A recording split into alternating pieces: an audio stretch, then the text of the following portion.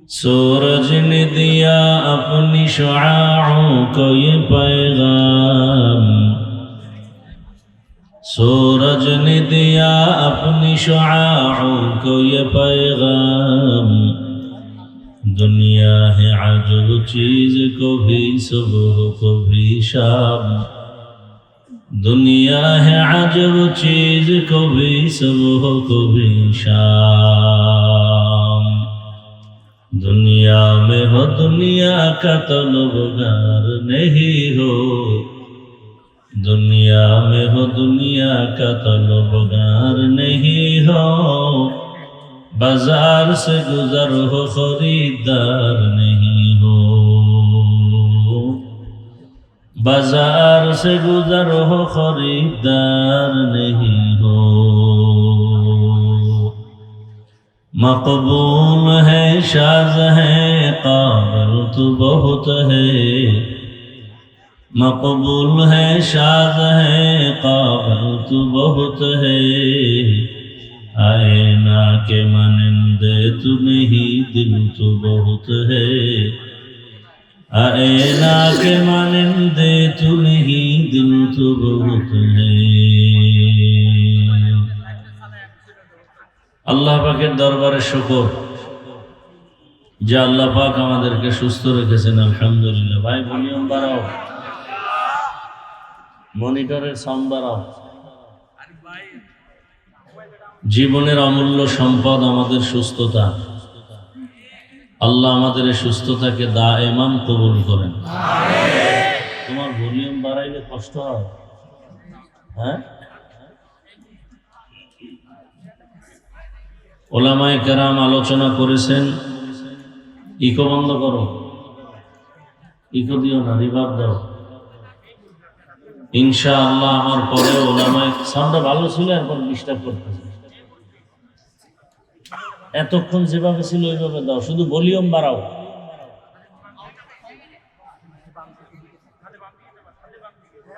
ইনশাআল্লাহ আমার পরে ওলামায়ে হযরত আলোচনা করবেন। শেষ দোয়া পর্যন্ত সবাইকে এখানে উপস্থিত থেকে উলামায়ে কেরামদের কথা শুনে যাওয়ার মতো তৌফিক দান করুন।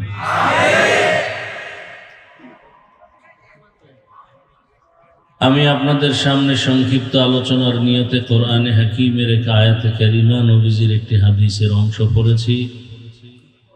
আয়াত ও হাদিসের আলোকে ইখলাস ও রুহানিয়াতের সমন্বয়ে কিছু কথা বলার মতো, আপনাদেরকে শুনবার মতো আল্লাহ তৌফিক দান করেন। ইয়া আইয়ুহাল্লাযীনা আমানুত্তাকুল্লাহা হাক্কা তুকাতি। আল্লাহ বলেন, হে দুনিয়ার মানুষ, মুমিন, তোমরা আল্লাহকে ভয় করো, ভয় করার মতো হক আদায় করো। ওয়ালা তামুতুন্না ইল্লা ওয়া আনতুম মুসলিমুন। এবং তোমরা কেউ মুসলমান না হয়ে মৃত্যুবরণ করিও না।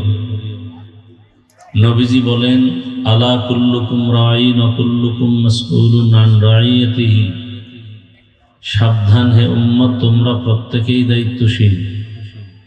আল্লাহর দরবারে দায়িত্বের কারণে জবাবদিহিতার কাঠগড়ায় দাঁড়াতে হবে। বেশি পণ্ডিত হইলে এই অবস্থা হয়। কয়জন চালাও বেশি না ভাইয়া? সুন্দর সাউন্ডারে কেন তোমরা ডিস্টার্ব করলা? আমি শুধু বললাম ভলিউমটা বাড়াও।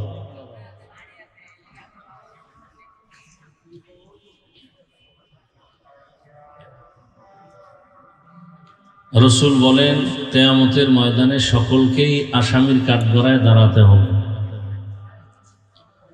সাহাবী প্রশ্ন করলেন, ইয়া রাসূলুল্লাহ, দায়িত্বশীল হয়ে দাঁড়াবে, দায়িত্বশীল কে এবং কার উপরে দায়িত্ব? নবীজি বললেন, অধীনস্থদের যিনি গার্ডিয়ান হবেন, কর্তা হবেন, তিনি হবেন অধীনস্থদের দায়িত্বশীল। বিস্তারিত রাসূল বললেন, যেমন প্রত্যেক সন্তান মা বাবার অধীন, মা বাপ সন্তানের দায়িত্বশীল।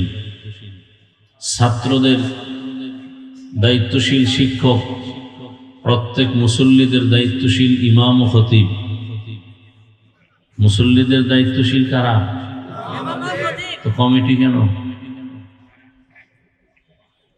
মসজিদে কমিটি নাই? পুরা মুসল্লিদের দায়িত্ব হলো ইমাম ও খতিবদের, তারা দায়িত্বশীল। কমিটি কেন? কমিটি বিল্ডিংয়ের দায়িত্বশীল, ঘরের দায়িত্বশীল। ঘর সুন্দর করবে, এসির ব্যবস্থা করবে, কার্পেটের ব্যবস্থা করবে, মসজিদ সুন্দরভাবে মুসল্লি নামাজ পড়তে পারে, অল টাইম খোলা রাখবে, পথিক নামাজ পড়তে আসবে, দারোয়ান রেখে দিবে যেন কখনো মসজিদে ইবাদত বন্ধ না থাকে। এখন হুজুরগো দায়িত্ব নেই, সব হুজুরগো দায়িত্ব নিয়ে নিছে কমিটি। ইমামরাও সাইজ করে কমিটি, মুয়াজ্জিনরাও সাইজ করে কমিটি, খতিবরে সাইজ করে কমিটি। আছে না নাই? এখান থেকে যে কবে স্বাধীন হবে বাংলাদেশ আল্লাহ ভালো জানেন।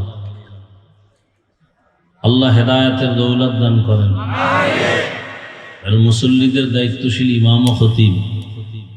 একজন স্ত্রীর জন্য দায়িত্বশীল তার স্বামী, ওয়ার্ডের দায়িত্বশীল একজন মেম্বার, ইউনিয়নের দায়িত্বশীল, এইভাবে দুনিয়ার সবাই, সরকার গোটা দেশবাসীর দায়িত্বশীল, উম্মতের দায়িত্বশীল সমস্ত উলামায়ে কেরাম। আল্লাহর আদালতে দায়িত্বের কারণে জবাবদিহিতার কাঠগড়ায় উঠতে হবে।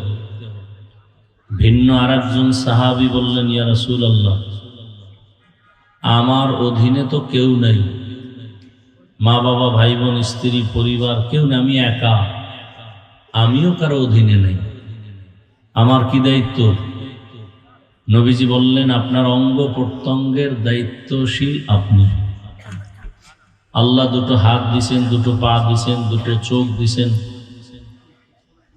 এগুলো আল্লাহ পাক অনর্থক দেন নাই। আল্লাহ পাক এগুলোকে এক একটা কাজের জন্য দিয়েছেন। পা দিয়েছেন কেন? হাঁটার জন্য। চোখ দিয়েছেন কেন? দেখার জন্য। জবান দিয়েছেন কেন? কান দিয়েছেন কেন? শোনার জন্য। তাই মনে যা চায় তাই শুনবো, মনে যা চায় তাই খাবো না, এগুলোর ডিউটি আছে।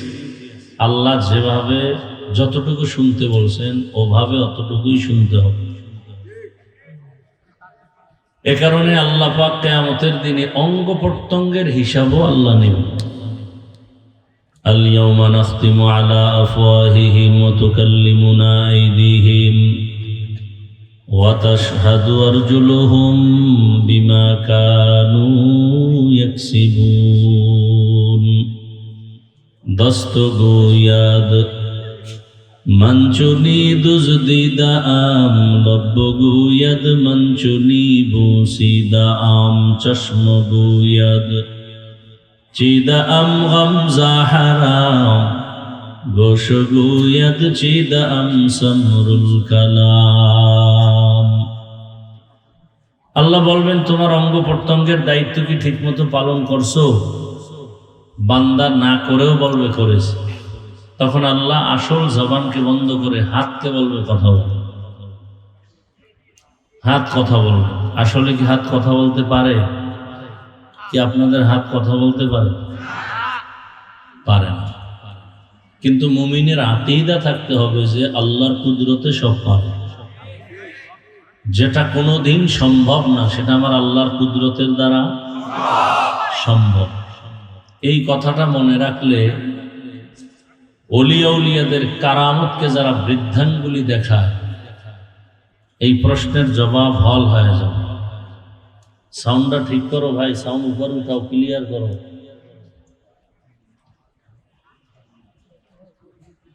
সাউন্ডটা ক্লিয়ার করো।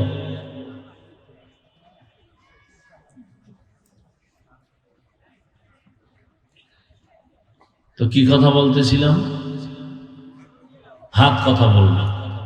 গাছ কথা বলতে পারে? গাছ পারে না। এটাই সত্য, এটাই বাস্তব। মুমিনের আকীদা আল্লাহর কুদরতে বলে।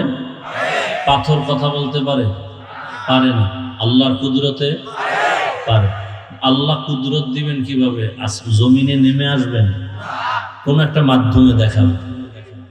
এটাই অবিশ্বাস্য এবং অলৌকিক ঘটনা। এটাকে বলে কি ঘটনা? অলৌকিক। এই অলৌকিক ঘটনা আল্লাহ যদি নবীদের মাধ্যমে ঘটায় দেখান এর নাম মুআজিজা, আর আল্লাহর নবী ছাড়া অন্যদের বেলায় যদি ঘটায় দেখান এর নাম কারামা। এর নাম কি? কারামা। মুআজিজা যেমন সত্য, আহলে হক ওলি আউলিয়াদের কারামত তেমন কি সত্য। শিবলি রহমাতুল্লাহ আলাইহি জগৎ বিখ্যাত একজন ওলিয়ে কামেল, জুনায়েদ বাগদাদি রহমাতুল্লাহ আলাইহি জগৎ বিখ্যাত ওলিয়ে কামেল। কোন সন্দেহ করলে বুঝতে হবে তার ঈমান দুর্বল, তার ঈমান দুর্বল।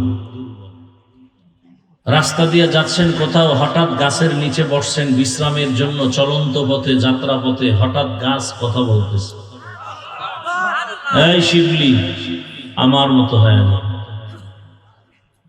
শিবলি বলে তোমার মতো হব কিভাবে? বলে দেখো তো আমার শরীরের প্রত্যেকটা অংশের মধ্যে ক্ষত বিক্ষত ঢিল মারার দাগ, বেতের বাড়ির দাগ, প্রচন্ড বেগে আমার উপরে আঘাত আসতেছে প্রচন্ড।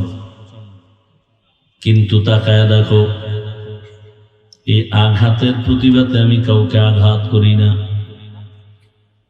বরং আমি সব মানুষকে সময় মতো ভিটামিন ফল উপহার দেই। ভিটামিন ফল। শিবলি বলেন বুঝলাম এর ফলাফল কি? বলে এর ফলাফল ধৈর্য। এর ফলাফল কি? শিবলি বলেন সুন্দর একটা সবক পেয়ে গেলাম, আমি ধৈর্য ধারণকারীর মধ্যে অন্তর্ভুক্ত হতে চাই। কিন্তু আমার একটা প্রশ্ন, তোমার মধ্যে এত সুন্দর গুণ থাকার পরেও কেন তোমাকে আগুনে জ্বালানো হয়? লাকড়ি কই জ্বালায়? গাছ তোমাকে পরিণাম ফলে আগুনে জ্বালানো হয় কেন? গাছ বলে আমার মধ্যে একটা বদ অভ্যাস আছে। কি সে বদ অভ্যাস? বলে আমি জন্মলগ্ন থেকে উপরে উঠতে চাই, আমারে বাধা দিলে মানি না। এটা আমার অহংকার, আমার ভেতরে এত পরিমাণ অহংকার যে কারণে আমি নত হতে চাই না। শিবলি বলেন দুই সবক পাইলাম গাছের থেকে। এক, ধৈর্য ধারণ করলে ফলাফল ভালো। দ্বিতীয় হলো অহংকারী হওয়া যাবে না, আমি ভাব অন্তরে আনা যাবে না। দুনিয়ার সব অসম্ভব আমার রবের কুদরতে সম্ভব। দুনিয়ার মানুষ বলে এটা অসম্ভব হবে না, বা কথা বলে না, পিপিলিকা কথা বলে না। কিন্তু আমার আল্লাহ পিপিলিকারেও দিয়া কথা বলায় দেখাইয়া প্রমাণ করলেন, এবং সেই কথা একজন নবী শুনছেন, 9 মাইল উপর থেকে শুনছেন। 9 মাইল নিচে গর্তের ভেতরে পিপিলিকা জাতি বাইরে বয়ান করে, ইয়া আইয়ুহান নাবলু দুখুলু মাসাকিনাকুম। জমিন থেকে 9 মাইল উপরে পয়গম্বর সুলাইমান আলাইহিস সালাম সিংহাসনের মধ্যে বসা। নবী সুলাইমান পিপিলিকার আওয়াজ শুনে ফাতাবাসসামা, মুস্কি হাসলেন আর বললেন, কুদরতের সিংহাসন মাটিতে ল্যান্ড করো। নিচে নামলো, নিচে স্থির হলো। পিপিলিকার বয়ান নবী তার পরিষদের সবাইকে শুনালেন। ক্ষুদ্রতম একটা পিপিলিকা তার জাতি ভাইকে সতর্ক করে হেফাজতের জন্য, তোমার ক্ষতি হবে আমি চাই না, ঢোকো গর্তের মাঝে। পয়গম্বর সুলাইমান আলাইহিস সালামের সৈন্যবাহিনী আসতেছে। এতগুলো সৈন্য আসলে একটা চাপ আছে, বাতাস, তোমাদের ক্ষতি হয়ে যাবে। তাড়াতাড়ি তোমরা গর্তের ভেতরে ঢুকে যাও। পিপিলিকার বয়ানটা এত মজার যে আল্লাহ কোরআনে উঠায় দিলেন। শুধু তাই না, পিপিলিকার নামে আল্লাহ সূরাও নাযিল করলেন, সূরা নামল। বাসুলাইমা দাদে মুলক সরওয়ারি শুদমতি এ খাতে মশদে ওয়াপুরি। রহমতের নবী বলেন এই পিপিলিকা জান্নাতে যাবে হাসরের মাঠে। কোথায় যাবে? এই পিপিলিকা জান্নাতে যাবে, সব না, এই পিপিলিকা জান্নাতে যাবে। পিপিলিকা তার জাতিবাহীকে সতর্ক করে, নিরাপদে আশ্রয় নাও, তোমার উপরে বিপদ যেন আসতে না পারে। একটা পিপিলিকা তার জাতির জন্য এত দরদ আর মায়া,